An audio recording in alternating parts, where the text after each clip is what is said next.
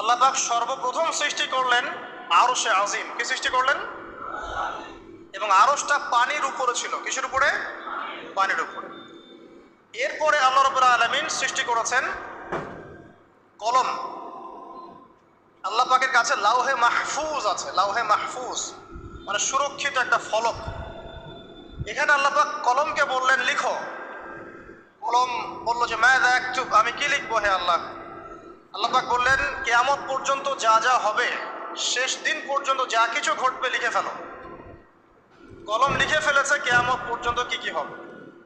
অতএব আপনার রিজিক নিয়ে এত টেনশন করার কোনো দরকার নেই। বিয়ে শাদী হচ্ছে না, এই জন্য কবরে গিয়ে মানত করার কোনো দরকার নেই। সময় মতো হবে ইনশাআল্লাহ। যখন রিজিক তাকদিরে লেখা আছে সময় মতো ইনশাআল্লাহ হবেই। তাকদিরের বাইরে কিছু হবে হবে না। তো আল্লাহ পাক তাকদির লিখে ফেললেন। এমনকি লাউহে মাহফুজে কোরআনও লিপিবদ্ধ আছে। সূরা বুরুজ পড়েন নাই? বাল হুয়া কুরআনুম মাজিদ ফি লাউহিম মাহফুজ। লাউহে মাহফুজ থেকে কোরআন মাজিদ নাজিল করা হয়েছে প্রথম আসমানে। এরপর প্রথম আসমান থেকে আস্তে আস্তে ধাপে ধাপে বিভিন্ন ঘটনার পালাক্রমে রাসূলুল্লাহ সাল্লাল্লাহু আলাইহি ওয়াসাল্লামের কলবের মধ্যে জিবরাইল আলাইহিস সালামের মারফতে ওহী করা হয়েছে। এই হলো কোরআন, যেটা নাজিল হতে সময় লেগেছে 23 বছর।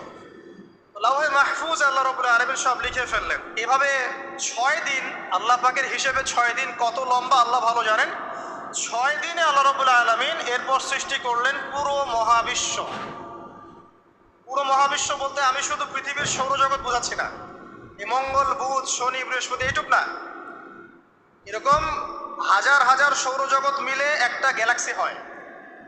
আর হাজারটা গ্যালাক্সি মিলে গিয়ে একটা আসমান হচ্ছে, মহাকাশের একটা ছায়াপথ আসমান হচ্ছে।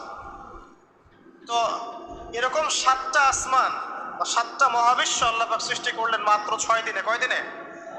ফি সিত্তাতি আইয়াম, 6 দিন আল্লাহ পাক সৃষ্টি করলেন। এরপর আল্লাহ রাব্বুল আলামিন প্রত্যেক মহাকাশে তার যার যার কাজ সেটা দিলেন। যেখানে যেখানে মাখলুক সৃষ্টি করা আল্লাহ পাক করলেন। আল্লাহ রাব্বুল আলামিন মালায়েকা সৃষ্টি করলেন নূর দিয়ে। কি দিয়ে? আলো দিয়ে। আলোর মধ্য দিয়ে আল্লাহ রাব্বুল আলামিন ফেরেশতা সৃষ্টি করলেন। আল্লাহ পাক জিন সৃষ্টি করলেন। জিন কি দিয়ে? আগুন দিয়ে। একদম যেটা উত্তপ্ত আগুন, লাল আগুন, সেই আগুন দিয়ে আল্লাহ পাক জিন জাতিকে সৃষ্টি করলেন। সৃষ্টি করার পর আল্লাহ রাব্বুল আলামিন জিন জাতিকে পৃথিবীতে পাঠিয়েছেন। কোথায়? আর এখন মানুষ পৃথিবীতে যা করছে, জিন জাতীয় কিছুটা এরকমই কাজ করেছিল, বরং তার চেয়েও হয়তো বেশি করেছিল। পৃথিবীতে সে ফিতনা আর ফাসাদ সৃষ্টি করেছিল। এক পর্যায়ে আল্লাহ রাব্বুল আলামিন জিন জাতিকে ধ্বংস করে দিলেন।